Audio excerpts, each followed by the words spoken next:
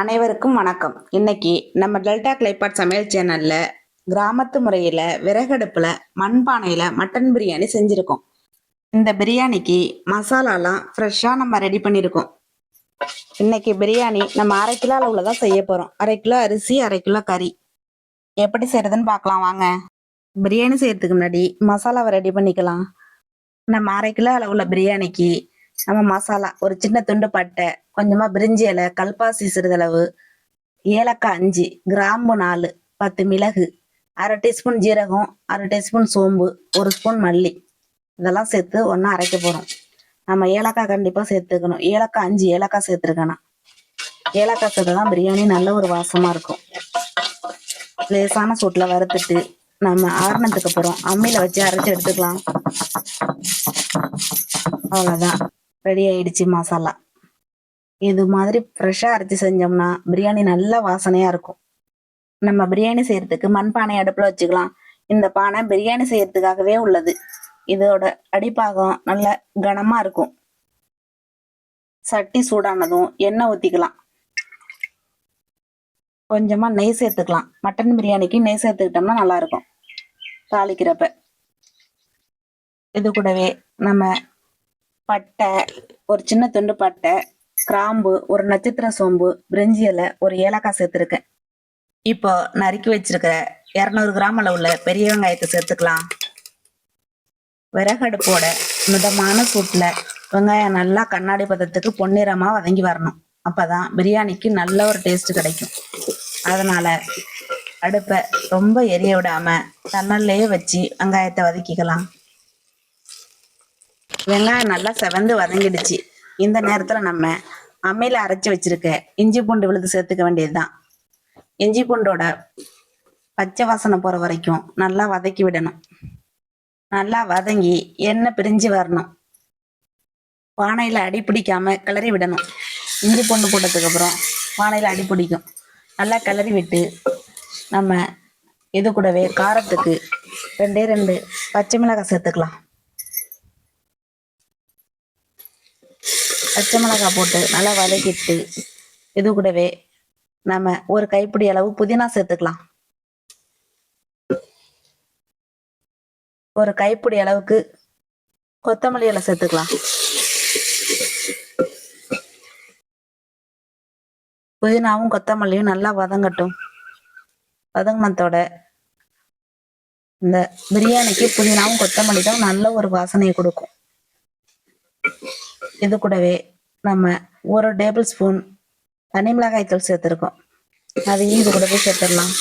நான் நறுக்கி வச்சிருக்கிற 200 கிராம் தக்காளியை இதில் சேர்த்துக்கலாம். தக்காளி சேர்த்த உடனே கொஞ்சமா கல்லுப்பு சேர்த்துக்கிட்டீங்கன்னா தக்காளி சீக்கிரமா வதங்கி மசிஞ்சு வந்துடும். தக்காளி நல்லா குழைவா வதங்கணும். தக்காளி நல்லா வதங்கினதுக்கு அப்புறம் நம்ம அம்மியில வச்சு ஃப்ரெஷ்ஷா அரைச்சி வச்சிருக்கிற பிரியாணி மசாலாவை சேர்த்துக்கலாம். நம்ம வேற எந்த மசாலாவும் சேர்க்கல. ஏற்கனவே தனி மிளகாய் தூள் 1 ஸ்பூன் சேர்த்துருக்கோம். அது கூடவே இந்த பிரியாணி மசாலா சேர்த்துருக்கோம். 1/2 கிலோ அளவுக்கு இந்த அளவுக்கு போதும். மசாலா சேர்த்து நல்லா கிளறி விட்டு நம்ம இந்த நேரத்தில் புளிப்பு இல்லாத கெட்டி தயிரா 1 கப்பு சேர்த்துக்கலாம். தயிரும் மசாலாவும் ஒன்றா சேர்ந்து இந்த விறகடுப்போட தணல்ல நல்லா எண்ணெய் பிரிஞ்சு வரும். அது வரைக்கும் நம்ம கிளறி விட்டுக்கலாம். இந்த மாதிரி எண்ணெய் பிரிஞ்சு வந்ததுக்கு அப்புறம் தான் இப்படி வந்துடுச்சு பாருங்க. இந்த நேரத்தில் நம்ம கழுவி வச்சிருக்க 1/2 கிலோ அளவுல மட்டனை சேர்த்துக்கலாம். இந்த மாதிரி சைஸ்ல தான் வெட்டி எடுத்து வச்சிருக்கோம். பிரியாணிக்கு கொஞ்சம் பெரிய பீஸா போட்டால் தான் நல்லா இருக்கும். சில பேர் கறியை தனியா வேக வச்சும் சேர்த்துக்குவாங்க. ஆனா இந்த மாதிரி முறையில சேர்க்கிறப்ப இது டேஸ்ட் நல்லா இருக்கும். இதோட மட்டனோட சாறு இதில் நல்லா இறங்கி நல்ல சுவையை கொடுக்கும். மட்டனை சேர்த்து நல்லா கிளறி விட்டு தண்ணி பிரிஞ்சு வர்ற வரைக்கும் நல்லா வதக்கிக்கணும். இதுல கொஞ்சமா மஞ்சத்தூள் சேர்த்துக்கலாம். 1/2 டீஸ்பூன். அதிகமா சேர்க்கக்கூடாது, கொஞ்சமா சேர்த்தா போதும். இதெல்லாம் சேர்த்து நல்லா கிளறி விட்டு மட்டனுக்கு தேவையான அளவுக்கு உப்பு சேர்த்துக்கலாம். நம்ம எல்லா உப்பையும் சேர்க்கல, மட்டனுக்கு தேவையான அளவுக்கு மட்டும் உப்பு சேர்த்துருக்கோம். உப்பு சேர்த்ததுக்கு அப்புறம் ஒரு கப்பு தண்ணி சேர்த்து மட்டனை வேக வச்சுக்கலாம். ஒரு அரை மணி நேரம் வேகணும். மட்டன் வேகணும் இதுலயே, அடுப்புலயே வேக வைக்கணும். ஏன்னா நம்ம சிக்கன்னா அப்படியே சேர்த்துக்கலாம், மட்டனுங்கிறதுனால ஒரு அரை மணி நேரம் நல்லா கறி வேகிற வரைக்கும் வேக வச்சுக்கணும். இந்த நேரத்துல நம்ம அரிசியை ஊற வச்சுக்கலாம். அரிசி ஒரு 20 நிமிஷமாவது ஊறணும்ல, அதனால இந்த மாதிரி பாஸ்மதி அரிசி தான் எடுத்திருக்கேன். 1/2 கிலோ அளவுல அரிசி எடுத்திருக்கேன். இந்த சட்டியெல்லாம் ஒரு சட்டி எடுத்திருக்கேன்.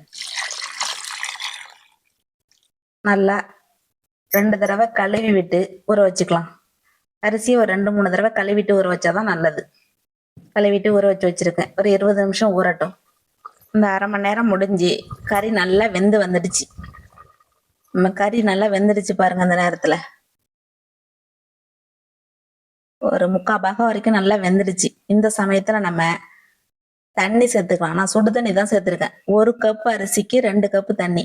இந்த சட்டியால ஒரு சட்டி சேர்த்திருந்த அரிசி, இதனால 2 சட்டி தண்ணி சேர்க்கணும். நீங்க குக்கர்ல வைக்கிற மாதிரி இருந்தா 1.5 கப்பு சேர்த்தா போதும். நான் 2 கப்பு சேர்க்கிறேன். அந்த ஏற்கனவே தண்ணி ஊத்திருக்கோம் மட்டன் வேக வைக்கிறதுக்கு, அந்த தண்ணியும் கணக்கு சேர்த்துக்கலாம். இதோட சேர்த்து தண்ணி கொதிச்சதுக்கு அப்புறம் நம்ம அரிசியை சேர்த்துக்க வேண்டியதுதான். அரிசி போட்டதுக்கு அப்புறம் ரொம்ப கிண்டக்கூடாது, அரிசி உடைஞ்சிரும். ஏற்கனவே ஊறின அரிசி இல்ல, அதனால லேசா கிளறி விட்டு மூடி வச்சுக்கலாம். அரிசி போட்டதுக்கு அப்புறம் தேவையான அளவுக்கு உப்பு சேர்த்துக்கிட்டு அரை மூடி எலுமிச்சம்பழம் விளைஞ்சு விட்டுக்கலாம். இதையும் சேர்த்துக்கலாம். எல்லாம் சேர்த்துக்கிட்டு மூடி போட்டு அடுப்பை எரிக்க வேண்டியதுதான். நல்லா கொதி வந்ததுக்கு அப்புறம் அடுப்பு அதிகமா எரிக்க கூடாது, மிதமான தீயில தான் எரிக்கணும். அப்பதான் அரிசி உடையாம இருக்கும். தண்ணி நல்லா இஞ்சி வந்துட்டு பாருங்க. அவ்வளவுதான், சூப்பரா ரெடி ஆயிடுச்சு. இந்த நேரத்துல நம்ம நெய் கொஞ்சமா ஊத்திக்கலாம். மேல தம் போடுறதுக்கு முன்னாடி புதினா இலை கொஞ்சமா சேர்த்துக்கலாம். அவ்வளவுதான், விறகடுப்பு நெருப்புல தம் போட வேண்டியதுதான்.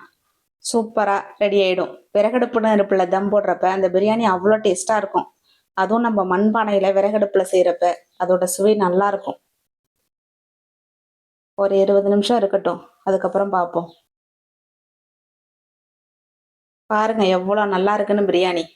அரிசியெல்லாம் நல்லா வெந்து உதிரி உதிரியா இருக்கு பாருங்க.